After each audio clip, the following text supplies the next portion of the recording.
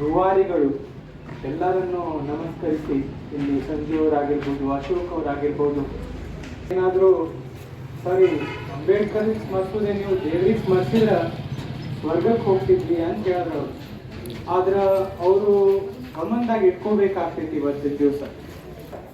ಅದು ನಮ್ಮ ಸಂವಿಧಾನ ರಚಿಸಿಕೊಟ್ಟಿರ್ತಕ್ಕಂಥ ಅಂಬೇಡ್ಕರ್ ಅವರ ಕೊಡುಗೆ.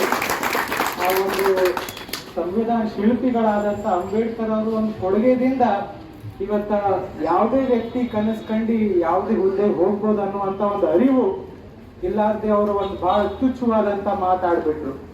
ಯಾವುದೇ ಸರ್ಕಾರದ ಕೆಲಸ ಆ ಪ್ರಜೆಗಳು ಯಾ ದೇವ್ರಿಗೆ ಆರಾಧಿಸ್ಲಿಕ್ಕತ್ತಾರ ಅಥವಾ ಯಾರಿಗೆ ಆರಾಧಿಸ್ಲಿಕ್ಕತ್ತಾರ, ಯಾ ಆಹಾರ ಸೇವನೆ ಮಾಡ್ಲಿಕ್ಕತ್ತಿರ್ತಾರ, ಇವೆಲ್ಲ ಯುವಕರ ಬಗ್ಗೆ ಗಮನ ಸೆಳೆಯೋದು, ಯುವಕರ ಬಗ್ಗೆ ಮಾರ್ಗದರ್ಶನ ನೀಡೋದು ಸರ್ಕಾರದ ಕೆಲಸ ಅಲ್ಲ.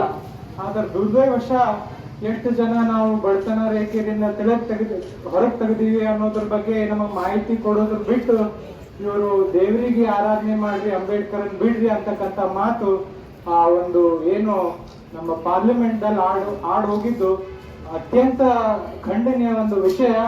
ಅದಕ್ಕಾಗಿ ನೀವೆಲ್ಲರೂ ನಾನು ಪಕ್ಷಪಾತವಿಲ್ಲದೆ ಯಾವುದೇ ಒಂದು ಇದು ಇಲ್ಲಾರ್ದೆ ದಲಿತ ಸಂಘರ್ಷ ಸಮಿತಿ ಬೆನ್ನೆಲುಬು ನಿಂತಿರ್ತೀವಿ ಅಂತಕ್ಕಂಥ ಒಂದು ಮಾತನ್ನು ಕೂಡ ನನ್ನ ತಂದೆಯವರ ವತಿಯಿಂದ, ಶಿವಾನಂದ ಪಾಟೀಲ್ ಅವರ ವತಿಯಿಂದ ಇವತ್ತು ನಿಮಗೆ ತಿಳಿಸ್ಲಿಕ್ಕೆ ಬಯಸ್ಲಿಕ್ಕತ್ತೀನಿ.